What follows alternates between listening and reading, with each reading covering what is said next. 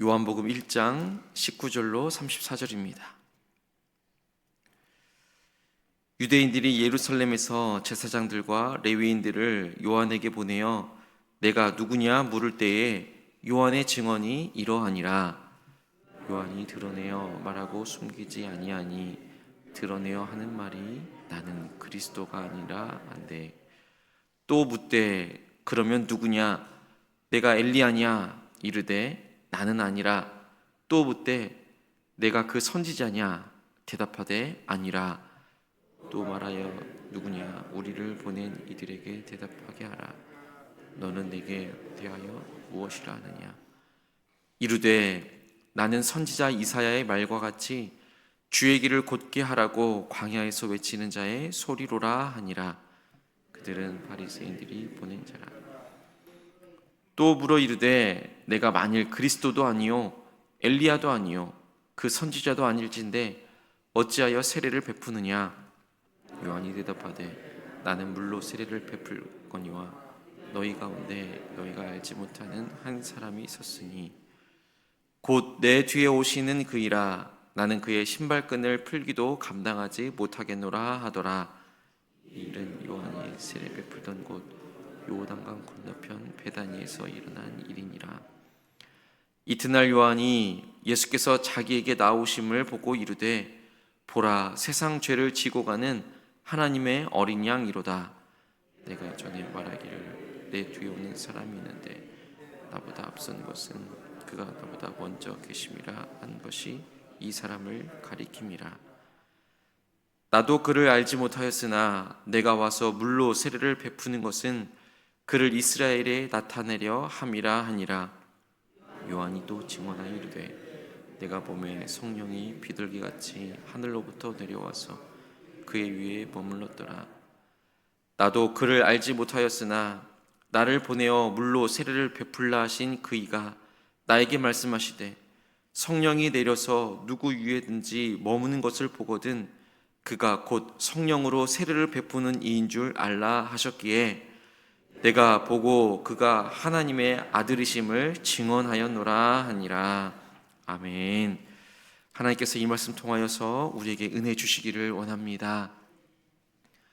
오늘도 기도의 자리에 있는 우리 모두에게 하나님의 그 때를 따라 덮는 은혜 안에서 좋은 일이 있을 줄로 믿습니다. 좋은 일이 있을 겁니다.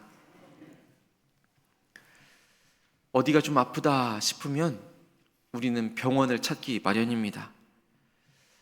어느 곳이 좋은 병원인지를 잘 알고 있다면 그 병원을 찾으면 좋은데 어디로 가야 할지 모를 때에는 누군가가 이야기해주는 그 병원을 찾기 마련입니다. 광고를 보고 갈 때도 있지만 내가 가봤는데 거기 가면 참 잘 봐주더라. 이렇게 설명도 아주 자세하게 잘 해주더라. 그런 이야기를 듣게 되면 꼭 그 병원을 가기 마련입니다. 그런데 그 말하는 사람이 본인이 그 병원의 의사라서 이야기해 주는 것이 아니지요. 자기가 직접 병을 고쳐서도 아닙니다. 본인이 직접 가보았고 또 본인이 가보니 몸이 좋아지니 그 병원을 소개를 시켜주는 것입니다. 말 그대로 증언하는 것입니다. 그래서 그 이야기로 인해서 또 누군가는 용기를 내어서 그 병원을 찾게 되고 또 병을 낫게 되기도 합니다. 오늘 본문에 나오는 세례 요한이 그렇습니다. 요한은 사람들에게 나를 보라 말하지 않습니다. 자기가 만난 그분을 가리키면서 보라, 세상 죄를 지고 가는 하나님의 어린 양이로다 증언하는 것입니다. 요한은 치료자가 아니었습니다. 요한은 구원자도 아니었습니다. 그저 참된 의사 되시는 예수 그리스도, 그분을 소개하는 증인이었던 것입니다. 오늘의 본문의 시작을 보니 예루살렘에서 제사장들과 레위인들이 요한에게 찾아오는 것을 볼 수 있습니다. 그들이 질문을 가지고 있었습니다. 내가 누구냐? 라는 것입니다. 이 당시에 요한의 인기가 얼마나 대단했습니까? 사람들이 광야로 몰려들었고 이 요한의 말 한마디에 귀를 기울였습니다. 그런 상황 가운데에서 이 수많은 사람들로 인하여서 세례 요한은 자기 자신을 높일 수 있는 기회로 삼을 수도 있었을 것입니다. 내가 그리스도다, 내가 엘리야다, 내가 바로 그 선지자다 라고 말입니다. 그러나 요한은 그렇게 다가가지 않았습니다. 자신은 아니라고 부인하였습니다. 그리스도도 아니고 엘리야도 아니고 선지자도 아니다 라고 말했던 것입니다. 그러면서 요한은 자신을 나는 광야에서 외치는 소리다 그렇게 소개하고 있습니다. 이사야의 예언을 인용하면서 본인은 그저 소리일 뿐이라고, 전달자일 뿐이라고 그렇게 말해준 것이지요. 증인은 자신을 드러내지 않습니다. 증언의 대상을 드러내는 것뿐입니다. 요한은 자신이 주인공 되기를 거부했던 것입니다. 철저하게 예수 그리스도를 가리키는 화살표가 되었고 예수 그리스도를 증언하는 소리가 되었던 것입니다. 그리고 그 이튿날 요한은 자기에게 오시는 그 예수님을 만나게 됩니다. 29절 이하에서부터 그러면서 세례 요한이 이렇게 외치게 되는 것입니다. 보라, 세상 죄를 지고 가는 하나님의 어린 양이로다. 이 얼마나 놀라운 고백입니까? 당시에 사람들이 기대했던 그 메시아의 모습은 어떠한 모습이었습니까? 당장에 로마 군대를 무찌를 만한 정치적인 지도자를 기다리고 있었습니다. 그런데 요한은 예수님을 어떻게 증언합니까? 어린 양이라고 부르고 있습니다. 어린 양은 희생 제물에 불과합니다. 성전에서 매일 아침 저녁으로 어린 양이 제단에서 불타올랐습니다. 어린 양은 죄를 대신 지고 죽는 존재였습니다. 요한은 예수님이 바로 그 어린 양이 되셔서 세상 죄를 지고 가실 분이다 증언한 것입니다. 증인은 예수 그리스도의 그 본질을 정확하게 증언하는 것입니다. 오늘날에도 예수님을 잘 모르는 사람들은 그 예수님에 대해서 훌륭한 교사라고, 위대한 도덕가라고, 사회적인 개혁가라고 소개하기도 합니다. 물론 예수님도 그러한 존재이시지요. 그러나 그것이 전부가 아닙니다. 예수님의 가장 중요한 정체성은 바로 세상 죄를 지고 가는 하나님의 어린 양인 것입니다. 그리고 요한은 자기가 본 것을 증언하고 있습니다. 내가 봄에 32절의 말씀을 보십시오. 내가 봄에 성령이 비둘기같이 하늘로부터 내려와서 그의 위에 머물렀더라. 34절의 말씀도 보십시오. 내가 보고 하나님의 아들이심을 증언하였다 말하고 있는 것입니다. 요한은 직접 목격한 것만 말합니다. 전해 들었거나 추측한 것이 아니었습니다. 그가 직접 경험한 사실입니다. 그렇게 확신하는 마음으로 내가 보고 그가 하나님의 아들이심을 증언하노라 고백하는 것입니다. 증인은 자신이 경험한 것을 확신을 가지고 증언하는 사람인 것입니다. 요한은 망설이지 않습니다. 흔들리지도 않습니다. 그저 자기가 본 것을 선포한 것입니다. 오늘 말씀을 통하여서 우리 마음 가운데 확신이 드는 것 중에 하나는 우리 모두는 예수 그리스도의 증인으로 부르심 받았다라는 사실입니다. 우리는 예수 그리스도의 증인입니다. 세례 요한만이 증인이 아닌 것입니다. 예수님을 만나고 그분의 은혜를 경험한 우리 모두가 다 증인인 것입니다. 증인의 삶은 특별한 사람만 살아가는 것이 아닙니다.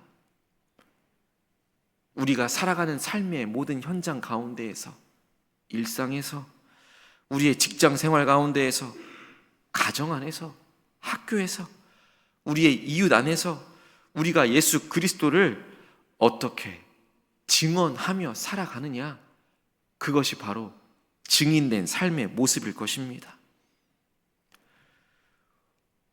오늘 우리는 누구에게 예수님을 증언하시겠습니까?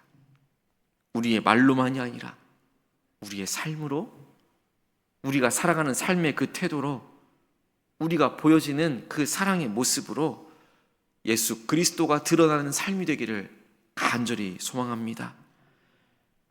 세례 요한처럼 자신을 낮추며 예수 그리스도를 높이고 내가 본 그대로, 내가 경험한 그대로 그 안에서 확신을 가지고 증언하며 살아갈 수 있는 우리 모두가 되기를 간절히 소망합니다. 기도하겠습니다. 하나님 아버지, 오늘도 우리를 말씀 앞으로 인도하여 주시니 감사를 드립니다. 하나님, 그 말씀 안에서 세례 요한처럼 우리도 예수 그리스도의 증인으로 부르심 받았음을 고백합니다. 연약한 우리는 낮추시고 오직 예수 그리스도만 드러내는 증인된 삶을 살아낼 수 있는 우리 모두가 될 수 있도록 인도하여 주옵소서. 세상 죄를 지고 가는 어린 양이신 예수 그리스도, 그분의 십자가의 사랑을 담대히 증언하며 살아갈 수 있는 우리의 일상의 삶이 되어줄 수 있도록 인도하여 주옵소서. 우리가 경험한 주님의 놀라운 그 은혜, 우리가 경험한 예수 그리스도의 놀라운 그 사랑, 그 확신을 가지고 또 나누며 살아가는 증인된 삶을 살아갈 수 있도록 하나님, 우리의 삶을 이끌어 주옵소서. 하나님 아버지, 이 나라와 이 민족을 주님의 손에 올려드리며 간절한 마음으로 기도하며 나아갑니다. 하나님, 이 땅이 힘과 물질을 의지하지 않게 하여 주시고 하나님의 말씀 위에 다시 서게 하여 주시옵소서. 많은 민족의 지도자들이 하나님을 두려워하는 마음과 이 나라에 있는 수많은 사람들을 섬기는 지혜를 하나님께서 허락하여 주옵소서. 하나님을 믿는 지도자들이 더 많아지게 하여 주옵시고 하나님이 주시는 지혜 안에서 이 나라를 이끌어갈 수 있도록 주여 긍휼을 베풀어 주옵소서. 하나님, 주님의 놀라운 복음이 이 한라에서 저 백두까지 이르기를 간절히 바라고 기도합니다. 분단 가운데 있는 이 한반도를 주님 불쌍히 여겨주시고 특별히 저 북녘 땅을 기억하여 주시사 닫힌 문이 열어져 복음의 빛이 비춰질 수 있도록 인도하여 주옵소서. 두려움과 굶주림 가운데 영적인 목마름 가운데 있는 하나님의 백성들을 인도하여 주시고 주의 이름을 부르는 모든 성도들에게 하나님의 놀라운 은혜를, 하나님의 놀라운 사랑을 모두가 다 경험할 수 있도록 주의 크신 사랑을 베풀어 주옵소서. 다시 복음으로 하나 되게 해주시고 다시 주님의 평화와 생명이 이 나라 구석구석 가운데 흐르게 하여 주옵소서. 하나님, 오늘 하루도 우리의 삶을, 우리의 모든 일상의 자리를 하나님께 올려드립니다. 말과 행동으로 주님을 증거하게 하여 주시옵소서. 오늘도 예수 그리스도의 제자로, 예수 그리스도의 증인으로서 일상의 예배자로, 일상의 선교사로서의 삶을 살아갈 수 있도록 지혜를 허락하여 주옵소서. 용기를 허락하여 주옵소서. 담대함을 허락하여 주옵소서. 하나님, 육체적으로, 마음으로, 정식적으로 또 영적으로 아파하고 신음하고 있는 우리의 지체들을 기억하며 기도합니다. 하나님, 하나님의 치유와 회복을 구하오니 주의 놀라운 은혜를 더하여 주옵소서.